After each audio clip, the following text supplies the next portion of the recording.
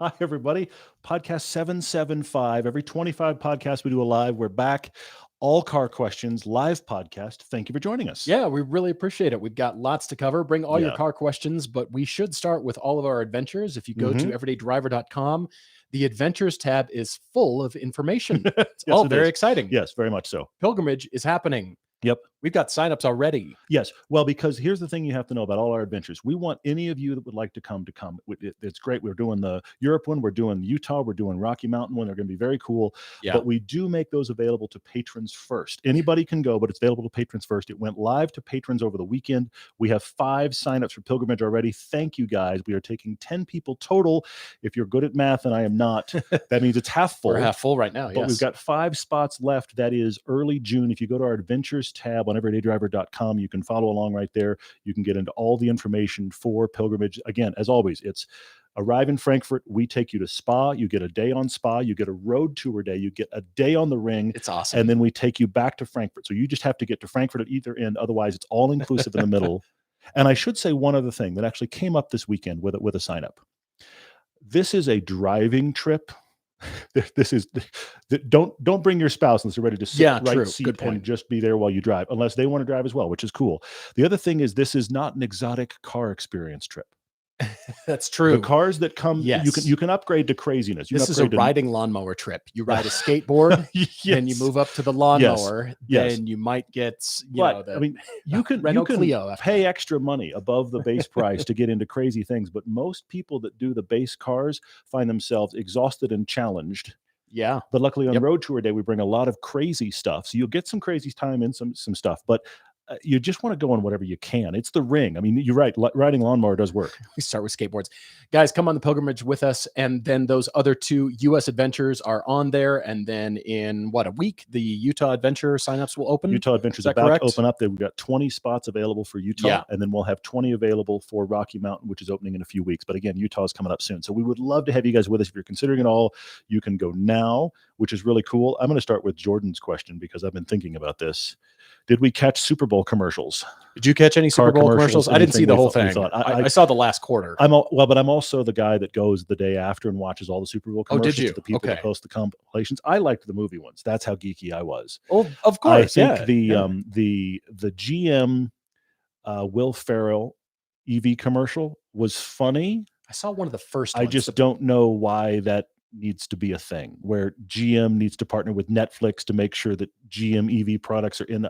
I know it's the new world. All the brands need to sync up. So so that's happened. So there was that. But I loved all the movie ads, and the movie ads were interesting this year. Sorry, Movie Geek, because they were 30-second cut downs, teasing you a little bit to tell you to go watch the full trailer online, which of course is exactly what I did. And that was much better that way. Of course you did. Have you noticed the Ram 1500 REV electric truck? I just want you to observe the photos of where it's at for all the press release photos. It's sparkling clean in the driveway of a very contemporary, very modern home. Yes. Whoever owns the home probably wouldn't ever need a pickup truck because maybe not. You get things dirty unless you just like pickup trucks. But otherwise, if you have a truck, it's still a truck, EV or not. It's still a pickup truck. Now, that may be the best car commercial of the Super Bowl. Did you see this? It's premature electrification. Yeah. Which was hysterical. And I have to actually give a shout out to all of the actors in that commercial who sold it so subtly and so well. The gag keeps playing because the actors keep playing it masterfully. However, I do think there's some funny irony in that commercial. Okay. All right. Because Dodge is saying, don't go electric before all of the stuff to make electric works exists. I get that. I actually agree with that. But in the voiceover, they actually say, essentially, that the stuff you need isn't here yet, but we're working on it. They don't say it like that, but that's what they say. That was the implication. And I was like, but okay, funny commercial, but it'd be funnier if this isn't coming out for another year. Yeah, it'd be funnier if you actually had the problem solved and then did this commercial. But anyway, these are the problems. Yeah. Guys, thank you for writing your location. It's fun to see where everybody is located. We're seeing Andre in Westlake Village, California. I used to work out that way in Westlake Village when I was doing design work. So pretty cool. Let's see. What have we got? Driving Psyche says, why is there a Volvo C40 Recharge when there's a Polestar 2 from the same parent company with better specs for less money? Because we have to milk all the flavors out of that chassis. Yep. That's also the Lincoln Co. variants you're right. of the same. I mean, it's Geely is the platform really. So we've got to make Polestar and Volvo and Lincoln Co. variants, and we've got to milk all the things because most buyers don't really know. They just think it's a model from their favorite brand, and they don't leave money on the table that way. Yeah, most people have no idea that there are other places, which is interesting. John is asking about Stinger or G70 all-wheel drive. Which would we choose and why? V6. It really comes down to how much space you need. Because if you actually need usable back seat space, Stinger. Yeah. Good back seat, hear you. Good hatch. If back seat space is like little kids are not really all that important or don't use it that much, the Genesis is better to drive because it's smaller with a smaller wheelbase. Agreed. Absolutely. Let's see. Steve M is seeing 981 Boxers and a Cayman or two showing up now for $25,000 to $30,000. Are these now the go-to number one fun car to buy for under $30K? Well, they always have been. Yes, is the answer. Okay. If you have interest and you haven't driven one yet, I highly recommend. But yeah, I like that the prices are coming down across the board. We're starting to see that, not in every case, not every car, but generally speaking, we've gotten, as I've said before, guys, your videos don't match the market anymore. Well, that was the COVID surge for a while. Now we're seeing things come back down, Boxers and Caymans included. So that is good news. And yeah, I really highly recommend them. They're definitely a go-to. It does feel like the worst is behind us, and I really hope that is the case. It would be really nice if that is. There's been a couple Fast X questions. I saw the trailer. I watched the trailer. Have you seen the whole trailer? Not just the Super Bowl thing? Have you seen like the big? No, I guess I haven't. Random side note that I don't know why this is still a thing. But when I used to work in the film industry, the limit for a trailer was 2.5 minutes. Okay. But then every studio got one exemption a year where they could make it kind of 3.5 or 4. Now, I don't know why they're still adhering to this, but in general, they are. But what was interesting is I'm watching the Fast X trailer and I'm going, this is an enormous, it's almost 4 minutes long. And I'm watching. I guess I've just seen the short one. I'm watching it going, I feel like every one of the major, oh my gosh, I can't believe that stunt shots is in the trailer.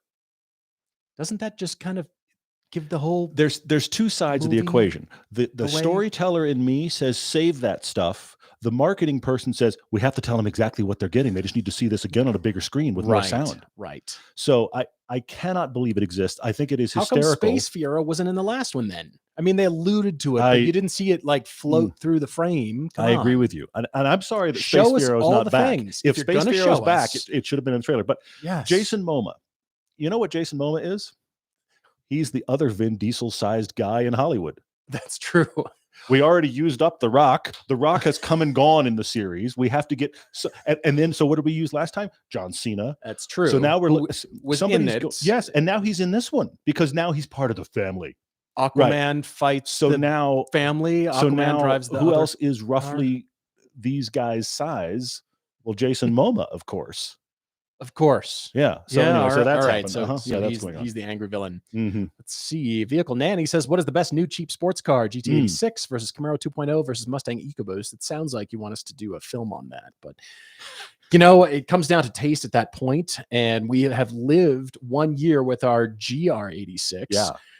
And the wrap-up video is coming out this week. As a matter of fact, on Thursday, we're planning to kind of do the best and worst. It's during the winter driving because it's still winter here in Park City, Utah. Yeah, big time. But we're looking at that as, wow, we've had it a full year. We've done all these things with it. But I feel like, I guess I'm in this category. I'm leaning Mustang just because I prefer the EcoBoost over the GT86 because of the power. This is GT86, not GR86. If that were GR86, okay. All right. I would have switched my what answer. You're doing. You're right. I didn't read it that clearly. You're right. Okay, with that, I see the power being a thing. It honestly, Vehicle Nanny comes down to what are the things that connect with you as a driver? For sure. Because again, I had a first gen, I had an FRS, and yes, it was underpowered. There's no question. Compared to those two turbos, definitely underpowered at every turn. However, at every turn, the FRS is lighter feeling, and I like light cars. I'm not as worried about power as I am about how it feels behind the wheel, and I really love that first gen. So I would pick that, but I think the average person, especially if you're not driving back roads very much, you're right, you would feel disappointed by that power much more regularly, and so the Camaro and the Mustang start to rise, which is interesting. Andrew P. asks us to go over the GR86 brake upgrade in brief. We're looking to do a similar upgrade on the 86. And thank you for supporting the show. We did the Castrol SRF brake fluid That was in the lines for our track use, but PowerStop sent us the Z36 kit. And then after we had that installed, we took those pads out. We didn't drive them very long, so the rotors were still brand new. They sent us their brand new race pads that had just been made available. So we combined the race pads with the Z36 rotors and the Castrol SRF fluid for our track time. That was against the Cayman S video that we did. And so that transformed the car. But honestly, I will tell you this, Andrew, just doing the brake upgrade transformed the feel of the pedal and the confidence. Yeah, it really did. Before we even went to track pads, it was really nice. Yep. You see, Jonathan is kind of calling me out here. His girlfriend would like me to explain, dripping with sarcasm, would like me to explain why a plain silver sedan is the best car, whereas he does prefer bright cars. See, sit at a stoplight. I'm going to try to be calm. Explain. Sit at a stoplight. Like just this. Pick a stoplight. Any city in America. Sit at a stoplight and take a minute and count how many cars are monochromatic. White, silver, gray, black. Because if you're sitting in a car of color, you may be the only one at the stoplight. And here's the other thing about it. The other thing that might actually be a color is probably somebody's big pickup. Like, I bought the TRD Pro in orange. The orange one, right. That's the thing that's the color. So rarely are cars made in colors, and I feel like they are almost always better looking in colors. I realize it's my personal preference, but let me put it this way.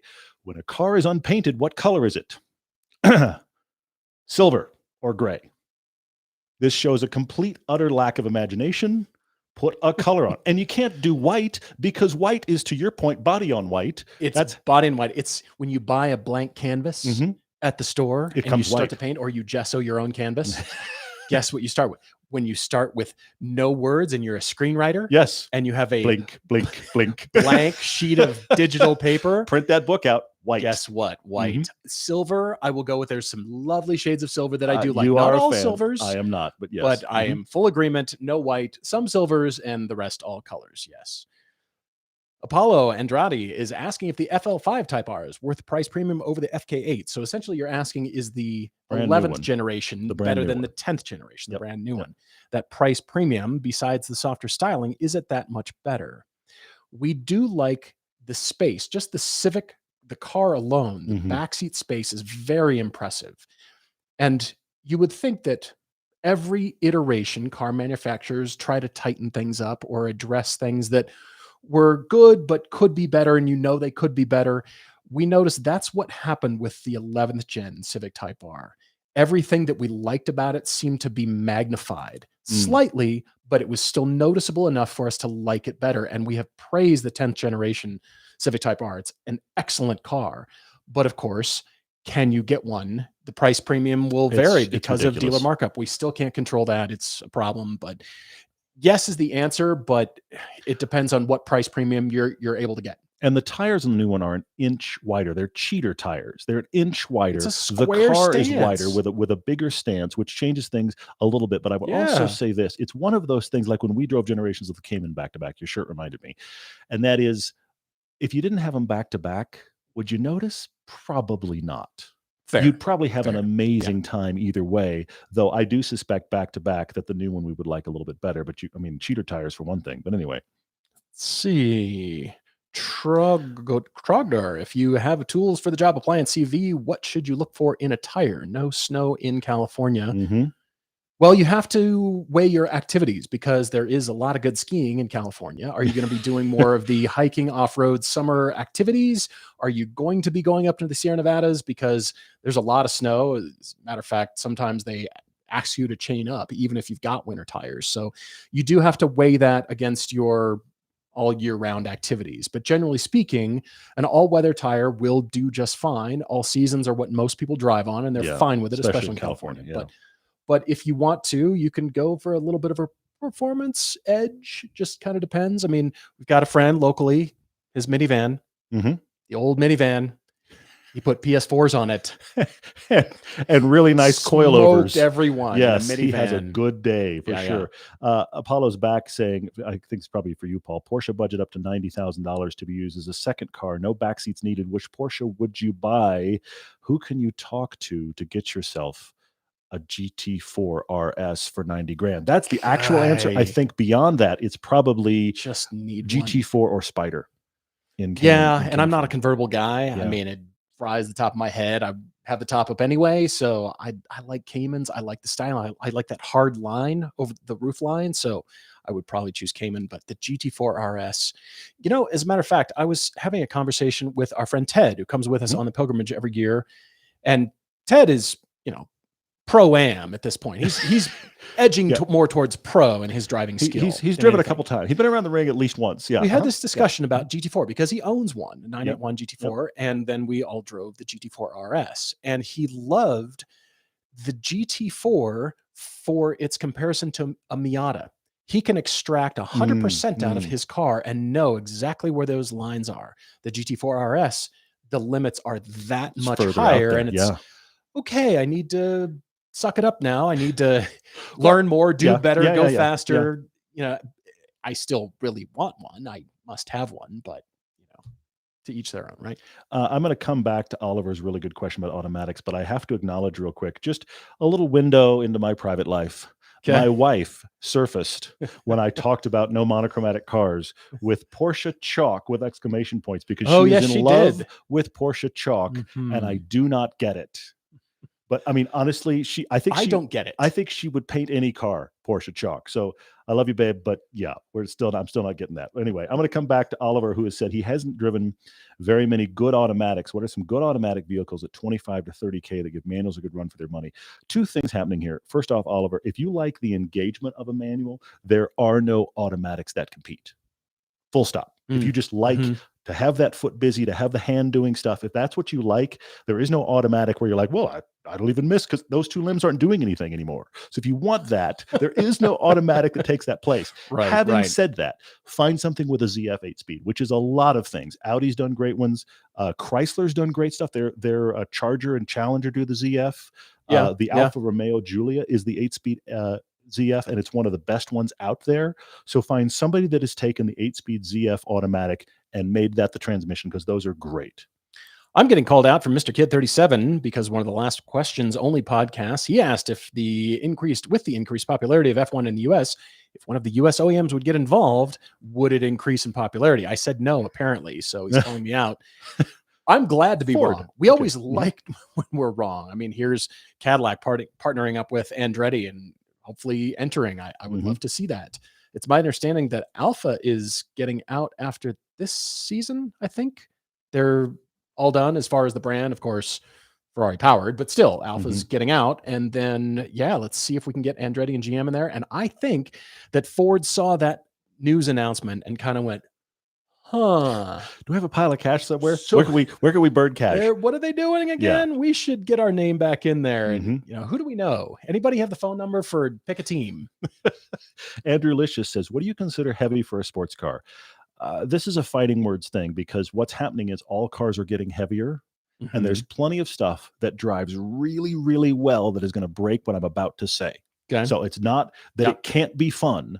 But I'm a guy that likes my Lotus Elise, which weighs 2,000 pounds, just under technically without a driver. The Miata weighs 2,400. The GR86 weighs 2,700. I typically like cars under 3,000. Okay. I think above 3,300, maybe 3,400. Why is this sports car this heavy? I mean, we're talking new tech that goes in. People want their tech and safety regulations, and manufacturers have to respond to that by adding tech. Hopefully it's lighter weight, but some of the emerging technologies come with bundles of wiring, and they add to the wiring harness, and batteries and other craziness. All the stuff in the car. So for sure, I see why it happens. I've seen it. Dawson J is saying hello from Buffalo, New York. Dawson, appreciate you jumping on. Really appreciate it. Thank you. Let's see. Jordan said he broke down in Boulder while driving Brian's questionable decisions Ferrari. Do we have any embarrassing breakdown stories? I want to drive Brian's Ferrari, by the way. Yeah, I want to drive that car. Anyway, we got to get a hold of him.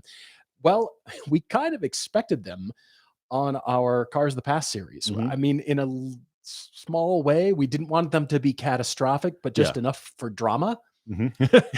You had a little bit of drama on the third video. The North trip was drama for sure. And here's the thing about it. It's actually, it's not played up. Now, it's because it has a sense of unknown. I go around with a big question mark over my head for about 15 minutes in the piece because it could go really wrong. Yeah. But at the same time, it was just this total curveball that we actually solve in the South when we actually tell you what's going on there, which is helpful. But we got the 928 out this weekend. Good. She fired right up. I love that. It was great. Still has the transmission issues, but I was hoping they just magically disappeared, but still that didn't happen.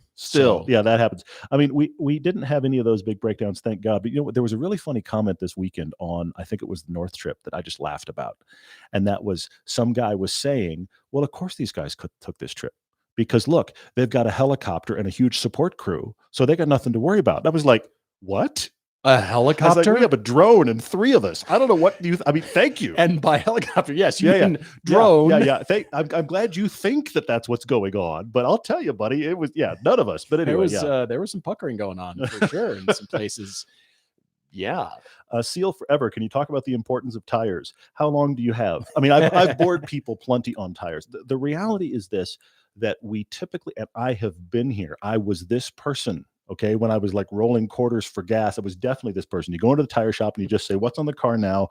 What's kind of like what's on the car now with the longest possible warranty that I can maybe afford? What's the cheapest version of what I currently have? That's the way many of us buy tires, and I have been there.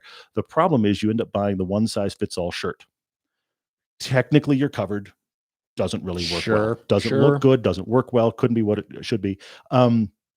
The thing is, there are so many tires options out there. You have to figure out what you're using tires for. We already answered one about CUV tires, but if you are a person that drives in snow, you need winter tires or all weathers, full stop. It has to have the triple peak snow rating to drive in snow. Don't kid yourself. The all seasons will not work. Your all-wheel drive will not save you. If you're a person that wants to drive hard on track or on a canyon, you can drive that on any tires. For sure. Yeah. Your level of enjoyment and your level of feeling like you're murdering the tires goes up as you spend more money. The level of your tires enjoyment goes down. Yes. If you're on the wrong tire. Yes, for sure. And tire doesn't like that we just did that Cayman 86 piece Cayman on the track here with the super sticky Bridgestone track tires, and they were brilliant. But I know, having had super sticky track tires on my Lotus, they go away quick and they cost a lot. So what's your equation there? Seth K asks if a 4Runner will get him up Little Cottonwood Canyon in mid-March, planning on skiing Alta with his son on spring break. The bumper stickers around Deer Valley say, no one cares you ski Alta. Just saying. They do, because there's a ton of bumper stickers around that say Alta, as if it's the end all be all. Yeah. But still, Alta is a great place to ski. But if they close the canyon or you're sitting waiting to go up, do not peel off out of the line and go to the 7-Eleven to use the bathroom, because if you get out of line, you're screwed to get back in. So plan ahead, plan accordingly. Yeah. It's only one way in and one way out, but then, skiing is really great. So keep that in mind. There's also a question about designing your ideal 3-car garage from Spratt Books. Must have 1 practical car, 1 dedicated sports car, and 1 wild card. I'm going to do that for Italian cars. Oh, wow. Because I was just thinking how much I really like the Maserati Gran Turismo. Apparently the drive happened. I didn't get an invitation. All right. Kind of bummed. All right. The Folgore is happening. That is the all EV version of that car, but just the GT. You realize it has the engine, the Nettuno engine out of the MC20 stuffed into that car. It's very large, but it is a coupe designed to carry 4 people genuinely in the back seat. So it's a large car. So that's my wild card. I really actually do like the styling, because you can see vintage Maserati in the grille. That front stands really proud, a little bit too proud, and it really harkens back to those Maserati race cars, the Fangio era. So that's my wild card. Then I would have a Ferrari Purosangue for my SUV. Of course you would. Of course you would. I like this. No one is surprised. Ferrari is killing it. They didn't used to be killing it. And a 296 GTB, because I really like the styling on that one too. So that's my Italian garage. Look at you. I am quite Maserati. And then, you say, which one do I take? The V12, or I guess the V6 twin turbo.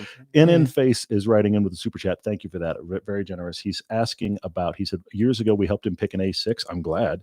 Now he's trying to replace a G30. That's a BMW 540i. He wants something more special. He's got $40,000. You need to walk your way over to Alfa Romeo and look seriously at the Giulia. Can you get a quadrifoglio for that money? Sticking with Italy. No, can you get a quadrifoglio for that money? Because that would be the brilliant one. But even the base Giulia it's going to surprise you, and you don't see very many, and they are fantastic to drive. It's one of those cars where it looks good, and you go, I hope it's good to drive, and you get in and go, yeah, it is.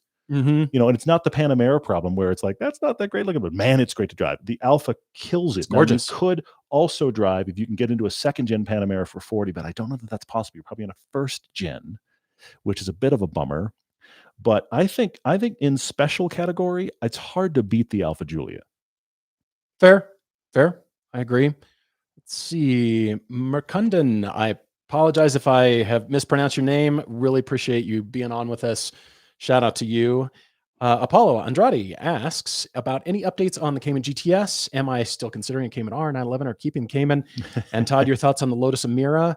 We're not teasing anything necessarily, but we can't really speak too much about it because we're trying to figure out what things are new in the garage. I'm not alluding to anything necessarily. Sure. Money from heaven. Anyway, sorry, what? Money is the biggest factor, and availability of cars. So we have to really still figure that out. And car manufacturers are still kind of slammed. I mean, you think about the COVID shutdown was 3 years ago, kind of now, in a month or so, but still, I think we're still feeling the effects of everybody's transition and slowdown. Development was obviously still happening. I had this conversation with Chance not too long ago and thought, all right, we're usually just buried in cars. Notice it's a little bit thinner. So definitely we're still thinking about what 2023 will bring. So I don't want to go too deep into that rabbit trail, but yeah, I mean, the truth is we don't know when we could get an Emira. We are talking with Lotus and the ability to get an Emira. They got Lotus, and they've never had this before. Lotus got slammed with orders. They have more orders than they've ever had before. They have to fulfill customer orders right now. Yes. So our ability to even get in an Emira is pushed way back to a we're not sure. Mm-hmm. People that we know that have orders are on massive wait lists. I just want to drive one. The people with orders. Yes, I am fascinated about it because it's built on the chassis of the Evora, which, even though many journalists ignored it, started good. When it first started, everybody was like, with the Emora, they ignored it. Until it got like the 400, 410 GT, and all of a sudden journalists were like, wait a minute, this is a really good car. I'm like, yeah, welcome to the last decade. But it kept getting better, and they've taken it and they've made the Emira. I can't wait. I'm very excited. Let's see. What is the next full-length movie from MCC Now? Again, with the car availability, that's kind of what we're up against. You're right. Many people have suggested the Mustang, and now that the 7th gen is coming out, could be cool. It could be very cool, but we're not hearing things until later in the year, like kind of past the summer driving season. We shall see. We're not quite sure yet, but anything can happen. But we definitely want to include the newest generation in that. Thought about the Z car, but yeah, we're noodling some things, but again, that the priority is of course the trips now, since we're doing 2 US trips instead of just one, and still creating our films. And really the comparisons are really where it's at. I mean, 2-car films are important because we get the back-to-back, but increasingly I feel like 3 and even 4-car films really tell a broader story for us. Agreed. And hopefully we can put the cars together. That we've always fought really hard to put more than one car on camera at a time, which is why, this test drive channel is just one car at a time because we were getting sent so much from manufacturers. But our original channel, the actual Everyday Driver channel, has always been focused on comparisons. Of course, it's grown to comparisons plus long terms of our own cars. I will also say this, we have loved making these feature films, and I would love to make one again. But think about this. Last year, we haven't released the 4th one yet, but last year we filmed 4 huge road trips. Each one of them was at least 45 minutes long. The second one and probably this one are both right in an hour or more. So we did the equivalent of 2 feature films last year. So in many ways, and we love those road trips, and you guys responded well, thank you. In many ways, I think the road trips may start replacing and eclipsing the fact that we're doing these big comparos, but the comparos are cool. Something we're known for, and they're hard to put together, but man, we enjoy them. My brother-in-law Daniel just messaged me. He is Saab guy, and he's watching right now. He just said, since we're talking about Italian cars, can I bring back the stitching conversation that I had with a friend's dad? And we were over at their house, and this friend of mine, he has, I am hoping this comes through because he has a Model Y, all right? Okay. And a few years ago, he placed a very early Tesla Cybertruck order, and he has hung on to it. So Elon, let's go ahead and get those built so we can review one of those. Sure. Nevertheless, his dad was there. And so we talked about all this stitching. It was kind of a family. one of those things. You had to be there, but we were talking about stitching. And, You're going to try to land it anyway. Good job. Bravo. And we were talking about Italian stitching. And so I was making him laugh with the Italian stitching with my Italian accent. So there you go. You're not going to do the accent. That's what he's really going for. I know. He's wanting the accent. I get a passion about the Maserati before I really start talking about the stitching. Peter T, he's buying a Rally Art Sportback. I had one of those. Engine blue. Okay. It really depends on how it was taken care of. I found out. Sorry. I mean, I did. That's what happened. That's why we did one video on it, because the engine blew halfway through wintertime and it shuffled off and I lost money on it. But it went to an Evo Master who turned it into his shop truck. But he called me the day he got it off the truck, okay, with the engine done. And he told me a bunch of stuff about the car. Of course, I didn't know, because of course he knows the cars like crazy. And he put up on a lift and he's like, well, this is its second transmission and it's its third one of these. And so the question really becomes, now let me turn it around. I really liked it. I genuinely really liked it. The question is, he didn't. The question is, what's its provenance? What's its history? Because the problem is they only came with the dual clutch transmission, which was notoriously fragile.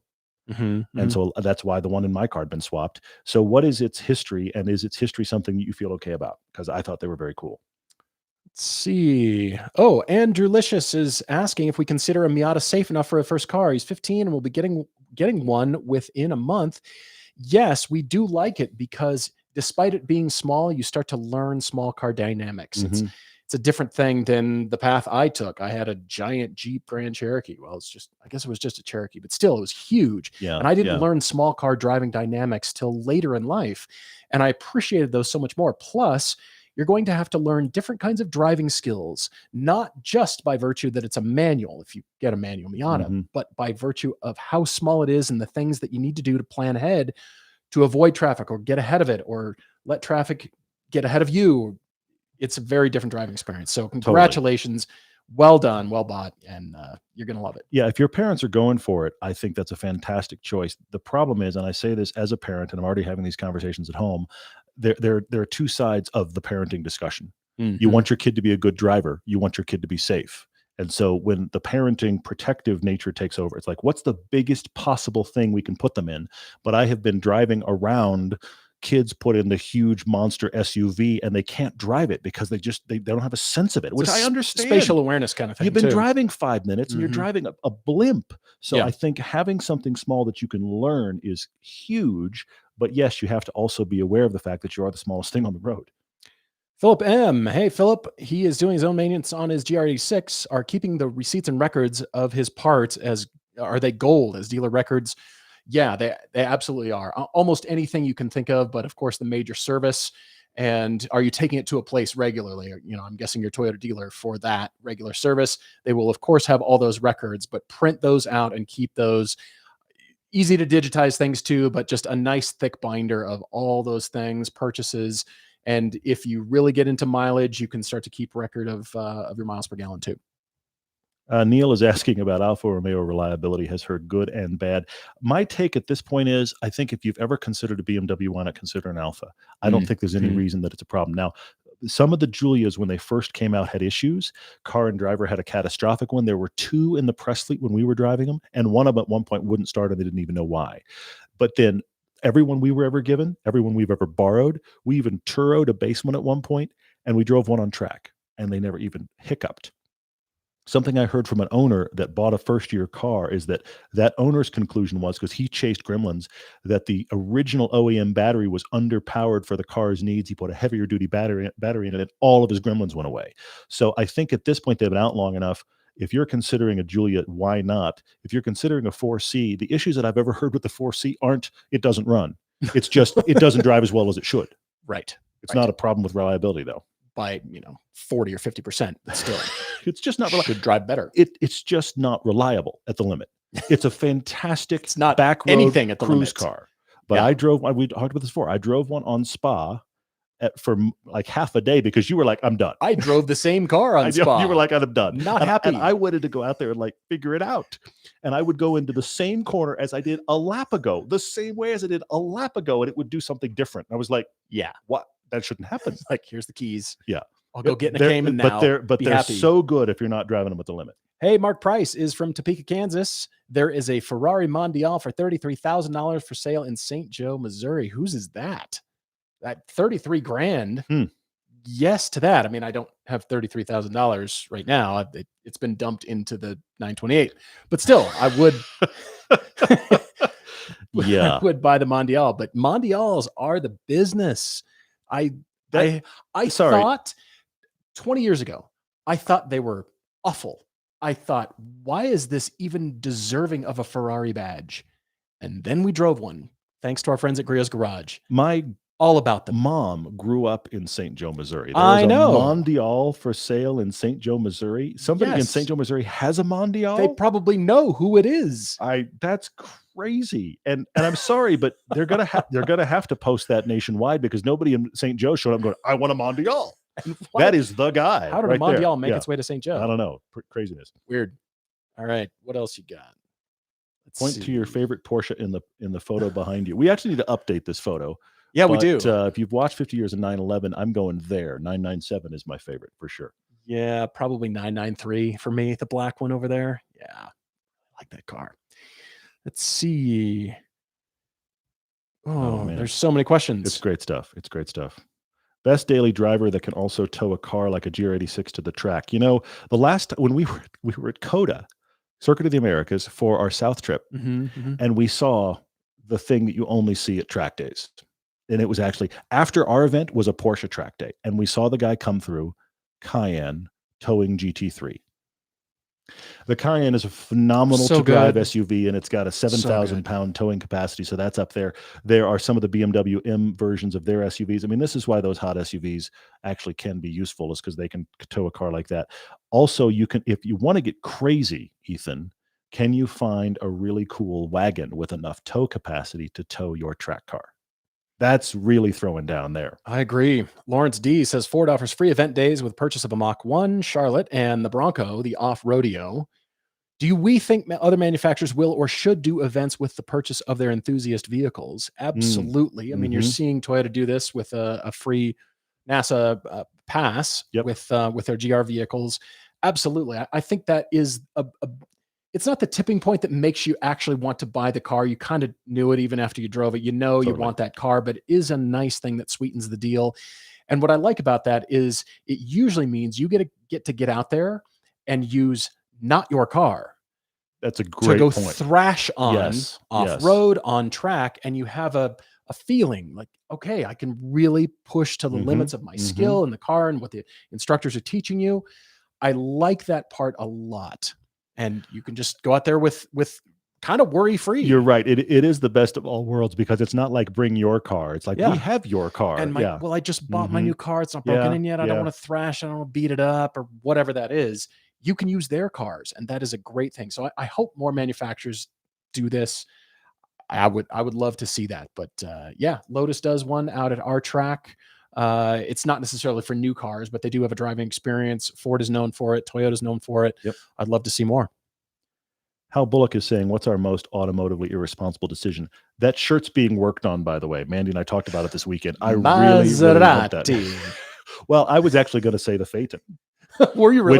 Which I had a list of things that can and do go wrong on this car, and I went, purchase. I mean, love that you bought it, and what was it, a week and a half later? Yes, the front just collapsed. Well, here's what's fine right up until you got it. Well, and here's what's crazy is I bought it and I put it into the shop for essentially a post-purchase inspection, and it didn't make it out without the shocks failing. It went in fine. And they put winter tires on it. Yeah. That was because it came from Florida. Of course it did. They put winter tires on it, and we're doing a post-purchase inspection. And I went over to pick it up, and it was sitting down, like a kneeling bus. Oh, yeah. And I was like, I literally drove it from my house to here. That's all I've done. And it was died already. And I knew it. I knew it. It was from the heat and humidity to cold and dry. Yes. The first year Phaetons were known for suspension failure. Guess what? I got a first year Phaeton and it had suspension failure. That was the only good part of that story, Hal, is the fact that it was $5,000 and I knew it was for the show. But I then instantly spent half of that again just to get the nose off, rubbing off the anyway. Let's see. G87 M2, hot or not? I think so. I mean, now that prices are kind of coming down across the board, I still like all the M2s. I really do. They're great. Beaker's Garage says, hey from Kuwait. We had another one in here that said, hey from Japan. Fantastic. That's just awesome. I've loved that this hey guys. So cool. Appreciate you jumping on. Let's see. Okay, drive, store, or modify. You see this from Josh? You've got a whole lineup in here. The 96 Ferrari lineup, the 2001 BMW, or a 98 Honda Acura in that order, or his in that order. Oh, storage. Oh, so you're just throwing out. Figure that out, and we got to circle back to that one. I think one year and make for each Ferrari lineup, BMW, or Honda Acura. I have to cross-reference what was made those years. Okay, can't do it off the top of my head. Anyway, see, Driving Profit says top 3 luxury brands from Germany and also Japan. History of each brand, their philosophies and driving dynamics. How do each match up and why? Is Acura Japan's BMW? Is Lexus the Japanese Mercedes? I've always thought AMG is like Germany's Chevy. They are. Like those guys are excited. But it might be the Hellcat engines, like AMG engines kind of matching up against the Stellanterians. Yeah, I see it. Yeah, that's good. It might be that because the 2000s were just full of burnouts from all the AMG cars. Like the interiors weren't that great. The 2000s, nav system is the burnout decade. I love it. Kind of was. It's very good. The nav system wasn't that great. We were kind of figuring that out. The materials were okay. The build quality was fine, but have you seen the engine signature of the person who built it? Just burnout. So yeah, I'm sticking with that, even though, well, what's the Japanese version of that? I feel like Lexus hangs it out the most, even though they're isolating from the driving experience by virtue of styling, because Lexus here looks crazy. Lexus in Japan looks like, what a boring car you drive. Congratulations on your nice executive classy sedan. I see it. Yeah. Mm-hmm. Yeah. I'm thinking, Acura could be compared to BMW. I could see that. Mazda might be up there too, though. Benjamin Yost is asking relationship advice. I don't know if you saw this. He says, how do you have a car purchase discussion when your Minister of Finance doesn't want to talk about cars and is resistant to a 2-car solution? I'm going to use the 2 metaphors I always use, and that is, you have more than one pair of shoes. You don't buy a pair of shoes that does everything. You just don't. Okay.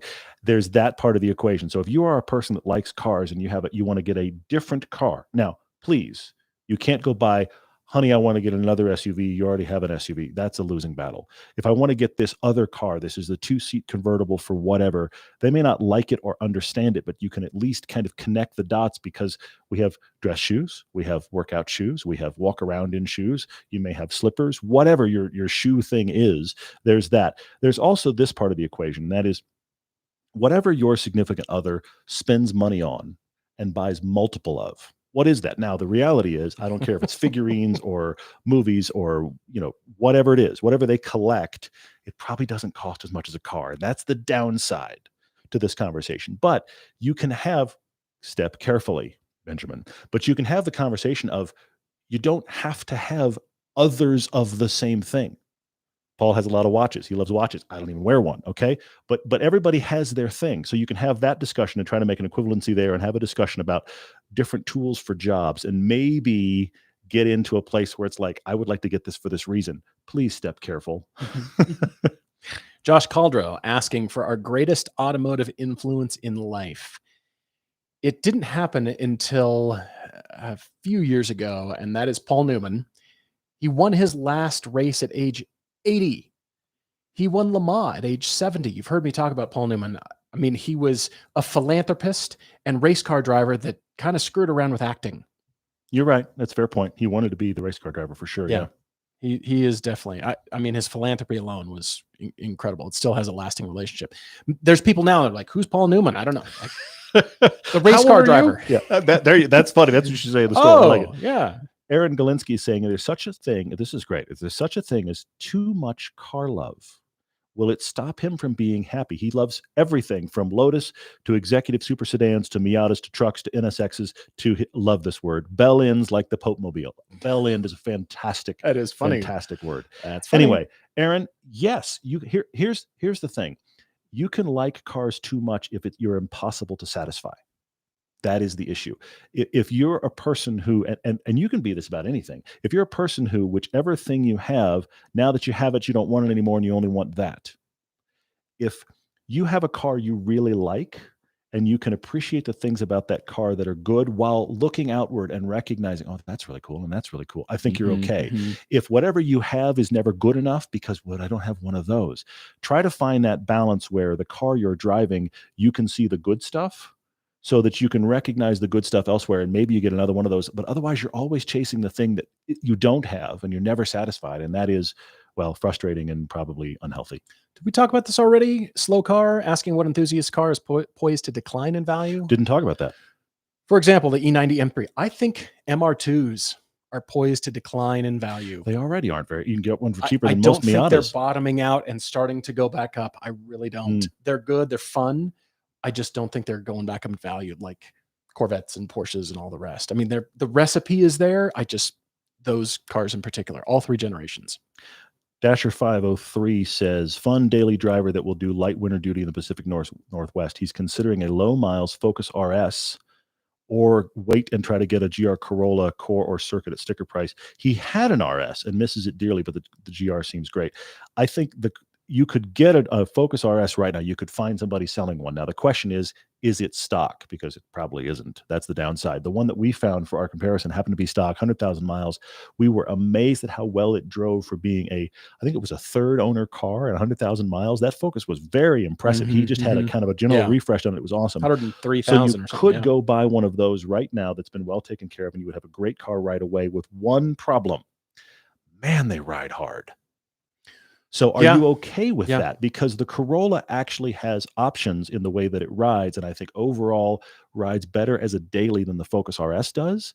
But if you're okay with how the Focus RS rides, you know what you could do? I'm just throwing this out there. You could get a Focus RS now for save some money and wait 2 years and get a Corolla when all the freak out calms down. Because I think the Corolla is a worthy upgrade. I do, but it's difficult to say, run out and wait, pay the market, don't pay markup. So can you handle the ride of the Focus RS? That to me is the sticking point. Dylan Myers asking me, what is my favorite design language right now? Any brand under $100,000. Mercedes continues to be my favorite right now. I think they're designing with soft forms rather than hard edges like BMW. I like some BMWs, but generally speaking, I mean, and not even the front ends. I mean, we're just talking styling proportions alone. I really do like what Mercedes is doing, but they've been doing it a while now, and they're in a noticeable shift. I feel like there's some hard edge creeping into some newer cars that I'm seeing. The spy photos of the AMG GT, I'm seeing a little bit of different. They're trying to make those forms a little bit less meat in the form and a little bit more taut kind of lines in there. So I'm kind of wondering where that is going. Audi is actually interesting to me. Their concept cars have put out some interesting form language, which I'm intrigued by. I love the ease your way in. Yeah. That EV A6 wagon that the concept that they promoted was like, oh my gosh, that thing's beautiful. I don't want it to go as far as Volvo has gone, though, where it's clinical and sterile and so perfect that where's the fun? Where's the sloppy it up a little bit? You know, have some kind of frivolity in the design. So I don't want it to take it that far, I guess, but yeah, I guess European styling right now. I mean, I feel like the American styling is appropriate for where they're going for EVs. The Cadillac Lyriq is handsome and interesting. I can't say I'm in love with it, but it is appropriate. How disappointed are you by the Ram pickup truck concept and then the actual one they released a week later? The concept looked really cool, and then they released one that looks essentially like their current Ram with different front and end. There was a budget discussion. Oh, yeah. And things had to be pulled way back. I like that they let themselves be really blue sky. Of course, that's what every concept does, but still push it more. I mean, I feel like the designers always lose the fight, and that's just how things are. When are we going to win one? Like, when do we win? Apple is the only company. Okay, all right. The designers drive the design. They tell the engineers it has to be this thin. If it's not this thin, go away and come back. This is the envelope you have, make all the stuff fit, and then come back and we'll, make it run. That is, to my knowledge, the only company that makes design first. Here's the car, go put all the stuff inside it, and we'll make that. When are we going to win one? When do we win? Okay, Maserati. I like what Maserati is doing right now. They're another one, but They're not. I mean, some of them are just slightly under 100 grand. Right? Yikes. MK says, always wanting to improve my driving skills. Sometimes the desire makes me struggle. One day I thought about how I move my arms, fingers, and legs, and that makes me panicked. Has the same thing happened to us?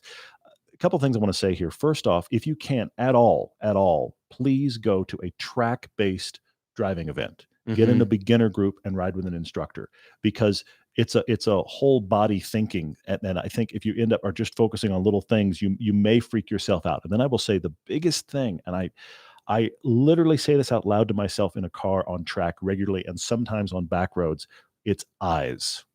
Your body, once you learn, and this, I'm going off track here, but once you as a toddler learn enough about your body to stand up and walk, from that point forward, your eyes are taking in so much information that the rest of your body is processing to naturally do what your brain is trying to get it to do. And you're not thinking about, wait, get this leg around. It's just doing. And it's amazing how that tracks through so many other things. Any sport you can name, shooting, skiing, but especially driving. And we're not taught that eyes matter when we drive. But if you take any track driving, you learn it instantly. And I am always amazed on ramps, randomly driving, especially on canyons, and always on track. If I worry about, are my eyes up? Am I taking things in around the corner? Am I looking through stuff? The whole rest of my body calms down, gets better, more focused, slower, and I become a better driver. So my number one recommendation to you, you're not surprised after that rant, is eyes. Speaking of rant, Tom Z is calling me out, saying I would be surprised to know that design wins quite frequently at GM and FCA. And also the studio always won when he was working in seats at FCA. Glad to hear it, but we can have this conversation sometime when we meet in person. Yikes. Did the Stellentarians, did the design win? Did that Ram concept? It really looks like that new front end on a 1500 that you can buy right now. First glance. There's other things. Did the Corvette designers really win, or is that the most compromised car ever designed? In a good way.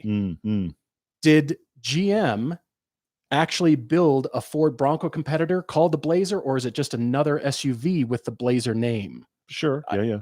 We can argue this, but still, thank you for listening. Thank you for writing. Love it. I really do appreciate it. I love the I love design's that it keeps always going. fighting words. It's really it's fun. Always personal, and clearly Tom has experience, so that's great. I really appreciate that. Yes, Devin is recommending autocross, and I totally agree. You can do autocross for much cheaper than a track day, and all of the same rules apply. So there's nothing wrong with autocross as an alternative. I 100% agree with that, because the other thing about autocross is you keep your speeds down. And if you are new to performance driving, an autocross will almost make you sick because you haven't felt a car do those sensations before. Sure. So that's a big thing for sure. I totally agree with that. Let's see. Subject 911. Does Chance think he is the house photographer for Spa? Jamie Price doesn't think so. Wow. Well, he's done a great job, and Chance has amazing photography and composition. It's composition, color, of course, but he's got a great eye, and then he does that in video for us too. So let's see. Where have we had the most fun in karting? And I saw that question. And also, what percentage from Anthony, what percentage of fun is karting versus a normal track day? Does the massive cost savings add to the enjoyment? Look, the great thing about karting is the fact that you can grab a bunch of buddies, you can do it, and it feels completely no stress. And you're not tearing up anything, and the costs are a lot less. There is not a single thing wrong with karting, and look at all the current F1 drivers. They all started out in karts. Okay, they all did. They're still sharp. So all of the skills track. And the thing is, if you go to a competitive kart weekend, it's not a bunch of kids out there. It's a bunch of guys that wish they were F1 drivers that are now middle-aged and they can afford a kart, and it is competitive, and those guys are good drivers. So all of that plays if you want to do that. There's not a single thing wrong with karting. The problem with karting compared to a normal track day is often if you do the indoor ones, the track is tiny. So if the track's got any room to run, we've got a really good track out at our local racetrack, a really good karting track out there that's actually got some space. If you've got any room to run, karting is 100%. Love it. Let's see. McCundon asks if there's any cars whose sum of the parts is better than the whole, and any cars that are better than the sum of their parts. Kind of the same thing there. It really comes down to BMWs. I feel like a lot of those, the E46 M3 is parts. That thing is a magical car to drive. It is good. It is good. The 1M. See, I think the 1M supersedes it. I think the E46 drives like the hype suggests that it will, even though I think the hype may be a little beyond it now. But you hear all the, okay, so this is from the best era of BMW, and it's got the straight six, and it's got hydraulic steering, and it's got that cool styling, and you get in and you go, yeah, okay, all right. Whereas the 1M is a Frankenstein car, and you get in and go, how did this get this good? It feels like it elevates itself beyond that. But I like being in BMW, though. It's good. I love Dak 101 asks, would a Genesis G70 fit rear-facing car seats, or does the G80 have enough sport to be fun to drive? It does. It definitely does. But how big are you? Sorry. Yeah, I love that people are jumping on to help you out, Dak. This is excellent. The G70, I think will, but that front passenger seat will probably be moved forward a bit. Yeah, we don't know how tall you are, so depends on how tall you are, how big the seat in the back is. Yeah, for sure. A lot of things there. The G80 certainly will fit, but absolutely. I don't feel like anything about the G80 is very sporty. It's not. I mean, it's competing with the big, the A8 and the 7 Series. It's aiming for those guys. So its first purpose is not to be fun to drive, whereas the G70 is very fun to drive. If you weren't trees like us, then yeah, you could probably get a rear-facing child seat in there. I don't think you could get two in there. I think your passenger is going to have to be bumped up a little bit, but it really depends on your size. 86 Monty asks if I'm excited for the 911 in the new Transformers movie. There's a 911 in the new Transformers movie? Yeah, classic 911. That's the main thing they're leaning on. The character's name is Mirage, apparently. Okay. And it can project other versions of itself and confuse police cars. Yes, I've seen this much of the movie. Does it have a G50 transmission? Who cares? Because mainly it's driving itself. That's the key thing. Of course it's driving itself, and the guy is screaming out of the passenger seat, the driver's seat that he's not driving. Yeah, I'm totally excited. Yes, I can't wait. All right. Let's see what else is going on here. Man, there's so much good stuff. Holy moly. I can't believe Best national park for driving in. Eric, I will tell you this. Zion is gorgeous and terrible to drive in. Most national parks, seriously, Zion wants you to park and get on a bus. And if you drive through, you're driving through at practically walking pace. It's gorgeous, but there is no fun driving to be had. Yosemite Valley is the same, actually. Yosemite Valley is spectacular to drive in. From a visual standpoint, but terrible from a driver's standpoint. Most of the really busy national parks are not fun to drive in. What's interesting is sometimes the national forest, Yosemite is this way, the national forest outside the national park is spectacular. Because you haven't gotten into the, look at that, and this overlook, and all the stuff that slows everybody because people are just going to be like, totally. I will say the best, and I don't even know how you do this now because they've changed Yosemite Valley since this happened, but the best time I ever had in Yosemite Valley, scenery-wise, our buddy Nathan used to have a Ford Ranger, the old Ford Ranger, and he brought it up to Yosemite Valley once. And we took turns. I don't know that I recommend this, but it was very fun. We took turns lying down in the bed of the pickup, lying on your back, putting all your limbs out so you were kind of braced. So all your vision was straight up, and then drive through the valley. That's crazy. And it was amazing to take the valley in that because the walls are so high. But of course, it's not like we're hooning. We're driving along at walking pace. It was fun for the person in the back. Anthony G says, should there be a limit on the amount of horsepower able to be driven on the road? Does anyone need 1,000 horsepower electric vehicle? Would such a restriction actually lead to extra fun cars in production? I suppose not. But here we've got a lot of current cars that are 350 horsepower and under that are manuals, and they're a lot of fun. Front wheel drive, rear wheel drive, all wheel drive. There's a lot of them out there. I think people tend to associate horsepower with more fun. That's the default. More horsepower is more fun. I'm not saying it's not. You feel that way much more strongly than I do, but I take your point. I do love more power, but there's definitely a tipping point for me. That GT86 just didn't have enough. The chassis can clearly handle more. It was version 1.0. But you've been satisfied by the GR86. Exactly. And it hasn't been that much more. And still, 228 horsepower on paper looks like nothing. We're kidding around. Why don't you try? Triple the amount of your horsepower. Totally. So it should be more fun. But there's, of course, a tipping point.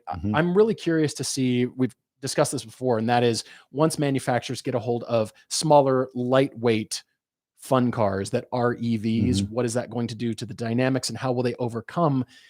Because you can just get a whole bunch of horsepower out of a motor, of course. You can change the battery packs, you can extract good power out of those small cars, but then your sacrifice is, of course, weight. So what's the balance going to be? Whatever wins the drag race is the best vehicle.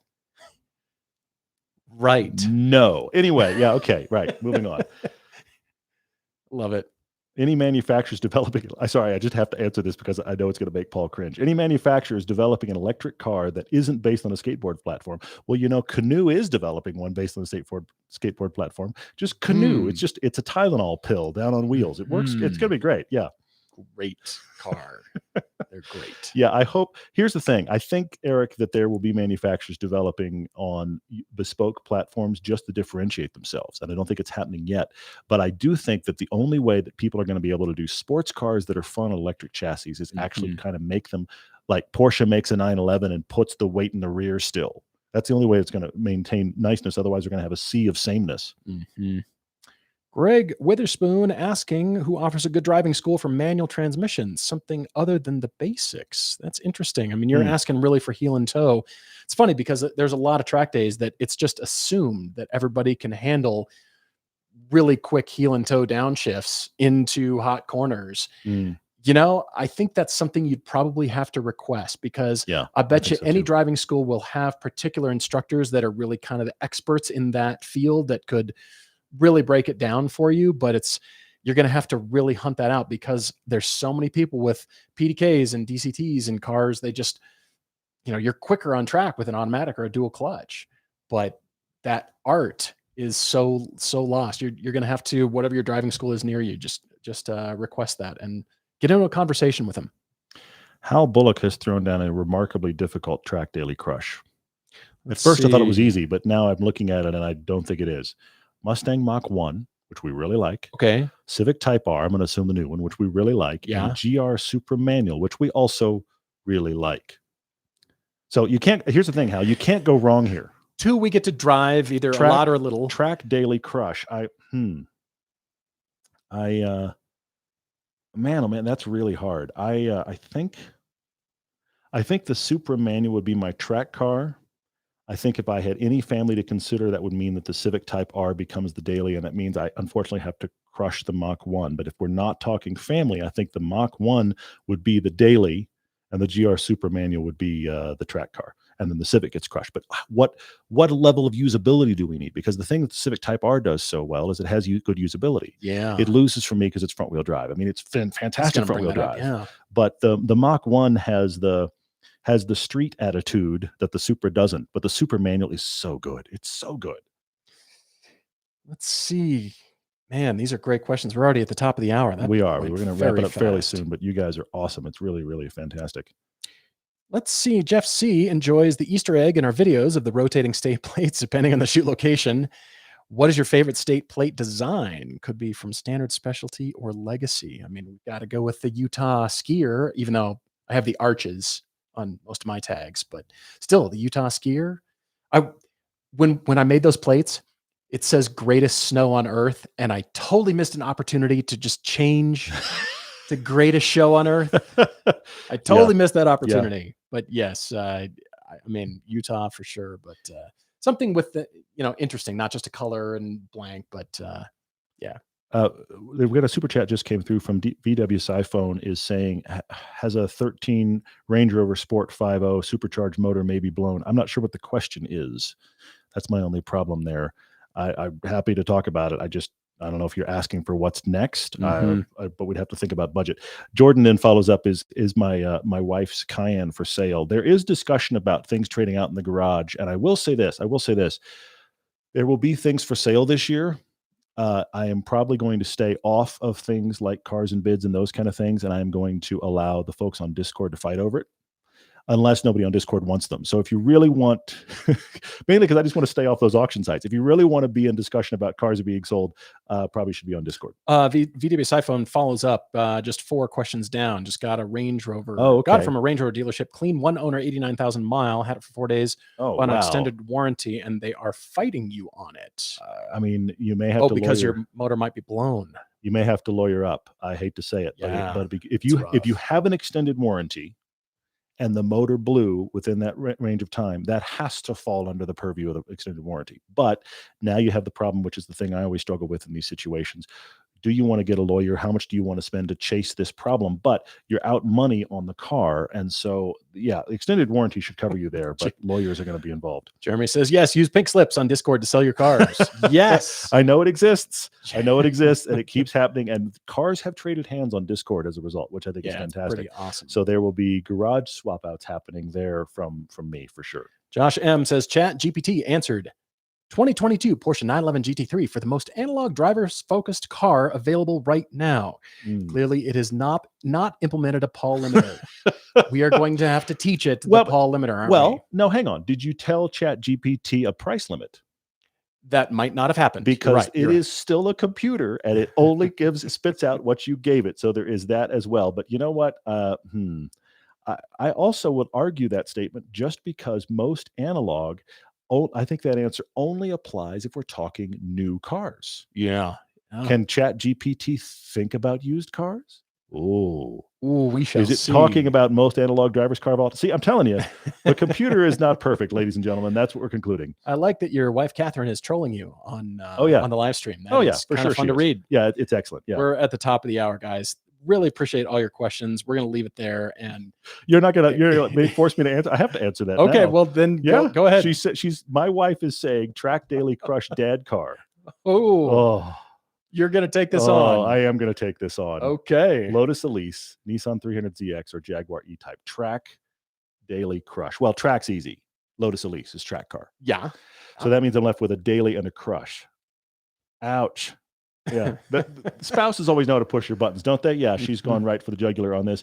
Here's the problem is, I hate to say what I'm about to say. There's no problems. The problem is that the E-Type is going to be a terrible daily. That's the problem. Yeah, because it's going to need something constantly, and it's the most special. And the seats only come to here. And so, unfortunately, if we're talking track daily crush, I track the Lotus, I daily the 300ZX, and that means by process of elimination, I have to crush an E-Type, which horrifies me to my core.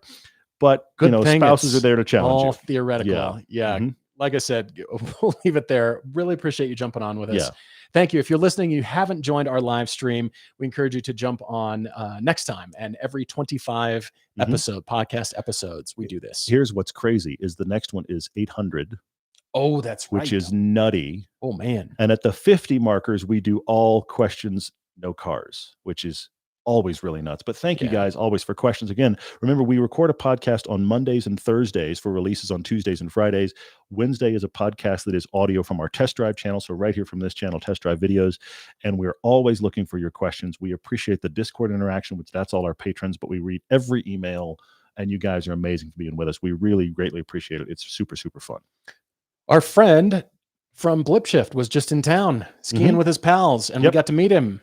And on Blipshift on our partner store right now is 186 Part 2. It's a really cool GR86 shirt. It's really awesome. So check that out. Support Blipshift. They support us.